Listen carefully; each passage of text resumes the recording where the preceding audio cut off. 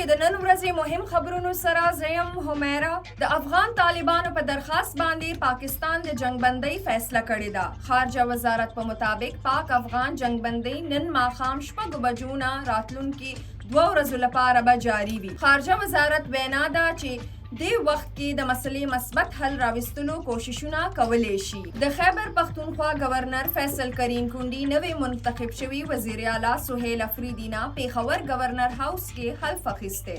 حلف برداري دستوره کې د تحریک انصاف قومي صوبایي اسمبلی غړو آئی جی پولیس او نور اعلی چارواکو ګډون کړي. پېښور های کورټ د جمعیت علما اسلام ته د نوي وزیر اعلی انتخاب کل عدم ګرځولو په اړه جمع کړه شوی درخواست خارجه کړی دی. صدر مملکت آصف علي زرداری سره فیلډ مارشل عاصم منیر ملاقات کړی دی چې پکې داخلي او خارجي سکیورټي صورتحال په اړه خبرې اترې شوې دي.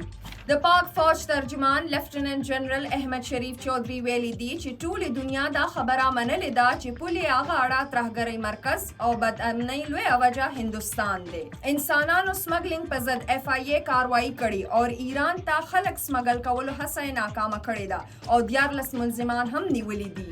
پاکستان به په 19 اکتوبر خپل لومړی هایپر سپیکټرل سیټلایټ HS-1 فضا ته استوي چې کوم به ماحولیاتي استحکام کې مرسته کوي. دا تر دې دمه مهم خبرونه نورو خبرونو او معلوماتو لپاره سنو پښتونخوا سره اوسئ.